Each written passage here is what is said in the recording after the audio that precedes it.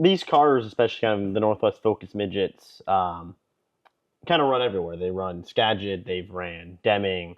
Um, what is some of that like, being able to just kind of go around different tracks here in the Pacific Northwest and driving these type of cars? Well, and I think it leads to making us a better series, and it really leads to making for better drivers. Being able to run all sorts of, we'll go from running Friday night at Deming Speedway, which is a sixth of a mile, where we're getting down to like 10, 15 miles an hour in the turns if you're trying to run the bottom. Yeah, and that's wow. Yeah, to run the bottom properly there, that you get slow on the bottom, and that it may be a little bit quicker than that, but it feels even slower. Wow, okay. To running, Saturday night here at Skagit, we were running. We got a little bit of a cushion to lean on, and probably hitting 90, 95 at the end of the straightaway there. So really, really different tracks, and a lot of tracks that we run in Oregon, various sizes, usually roughly quarter-mile tracks, with varying surfaces.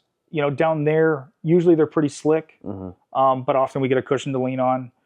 So for us, we actually get to race them like the sprint cars race at Skagit. Yeah. So you could putt the bottom and make that work, or put it a foot from the wall and hope you don't hit the wall. So and just being able to see all those different track conditions, just making the setup changes for different tracks. I think that's what elevates our drivers quite a bit, because you'll see a lot of our drivers will jump into other cars and do very, very well. Being a momentum-based class, because these are lower horsepower in comparison, you have to minimize the mistakes. That's everything. One little bobble will cost you 2-3 tenths. Yeah. Whereas in a sprint car, you can recover so much quicker just because you have that power behind it. To get you out of it. Yeah. So just being able to see those different track conditions and being lower horsepower, I think it makes us, really good drivers in the series in a whole. And it also makes it very difficult to be fast in one of these cars and get to that kind of elite level, into that top 3, 4, 5 cars. Because everyone's even? It's very, very even. We got a lot of new guys, and we have a lot of good, like really talented people that jump into the series and think they're gonna, be incredible right out of the gate, and there they are battling, 5th to 10th, and nothing against that. Like we've all been there. Yeah. But it's a little humbling right at the start to see what it takes to run these, and it's not just to hammer down and steer. You really have to just, like I said, minimize any little mistake. Interesting. So they look like a USAC midget, but they're not. What are some of those differences between a CG garage midget, Northwest Focus midget, and a USAC midget? Yeah, and so the car themselves are going to be almost identical. Yeah.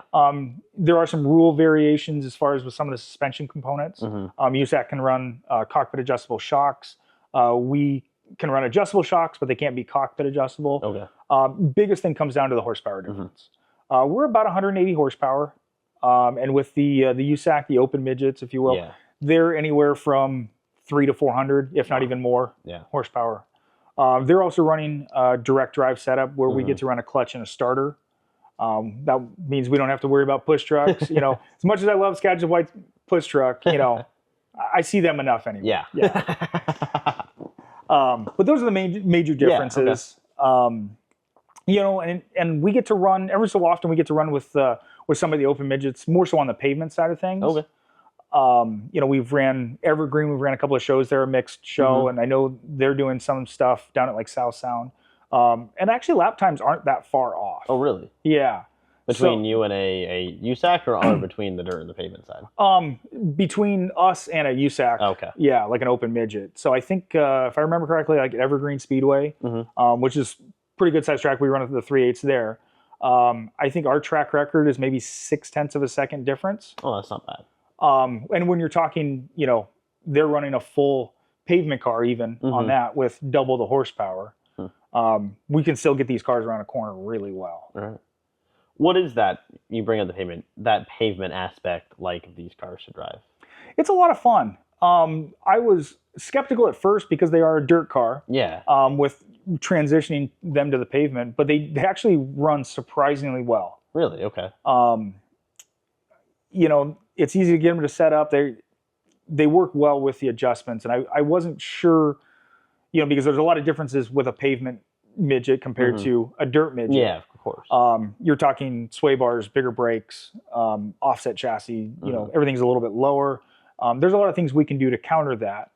But what we found over the years is that we can be just as competitive. Really? I haven't been there in a few years, but we'll go race at Meridian, Idaho, and there's a pavement focus group out of Salt Lake City area that'll come over, and we've actually done very well. And I think most of the time we end up beating them out there. All right. So, and whether that's the caliber of driver we have in the series, or just how competitive these cars are in general. All right. What's really unique to these cars in this series is the quality of pieces out there.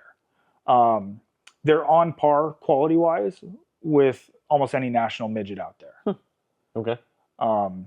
You look at some of the stuff running Chili Bowl. Yeah. And a lot of those things are older cars. They don't have the latest and greatest stuff. Whereas you look at the top cars in our series, they're fantastically built. They're proper parts, best of the best kind of stuff. To the point where you put an open motor in these cars and they're going to compete at a national level. Okay. Have you ever dropped an open motor in one of these? I'd love to. We haven't.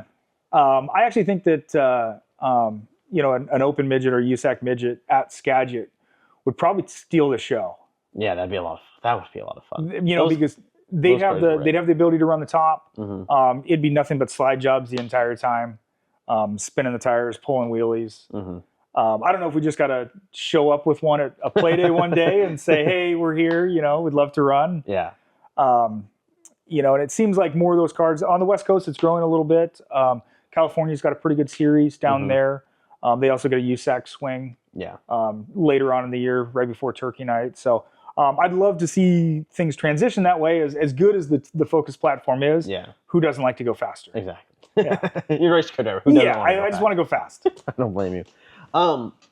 Saran wrap. Yep. What's the point of putting something like this on a tire? I don't know if the camera picks it up. I'll get a better shot at it. But what is the point of putting a cover on a tire like this? And really what you're trying to do is, so any tire, the rubber has oils in it. Whether it be a synthetic tire, these are all a natural rubber tire, but they're all going to have chemicals within the tires and oils within them that help keep the tire fresh. And so if you can mitigate, any exposure to the outside, you're going to keep those oils in that tire just a little bit longer. And so you can get a tire, especially when we run the pavement car. And is this a pavement? I'm not feeling any grooves in the tire. This is the pavement car here. Okay. And we'll get about 2 races out of the right rear tire. Okay. And it's not because we actually wear it out. It gets what is called compounded out. Okay. Meaning the tire is just not going to develop as much grip anymore. So those oils in that tire, they've come to the surface, they've evaporated. So it's no longer producing the grip that a new tire can. So you're at that disadvantage of a new tire. So correct. You have to kind of go. Yeah, when you get into the pavement stuff, a new right rear compared to a 2-race-old right rear is probably 0.3 of a second difference. Okay. And that's a very big difference when you get a competitive class like this. So we're sitting with 2 cars behind us, dirt car, pavement car. Yeah. They look similar. We're talking about some of the difference. What are the differences kind of between these 2 cars? Yeah, and these ones are pretty close to identical. They're both XXX chassis. The dirt car is a couple years older. The pavement car, that one is I believe it's a 2022 chassis, so it's a little taller frame to it. But Bob and Lori have gone through both these cars and made it to where everything's identical. Okay. And everything can swap back and forth if needed. So you could run this Saturday night at Skagit as a dirt car. We could have it ready in an hour. Okay. All right. Well, racing is a team sport. Who do you kind of need to thank for how your sponsors, Bob and Lori, want to give you that chance to? Yeah, I appreciate that. And first and foremost, Bob and Lori for just giving me the opportunity and having the trust in me to attempt to abuse their equipment as much as possible and make it go as fast as possible. It's such a fun dynamic with them, and that's our main focus is having fun. Yeah. And my favorite line is, we're all just out there to have fun. You just only have fun if you win. But we got a lot of great sponsors on board as well. Central Welding, Doyle Guffey's Rowley Auto Sales, Smith Valley Custom Cabinetry all help out and keep us going throughout the year. Well, sweet. Shane, thank you so much for doing this with me. I Absolutely. appreciate it. Yeah.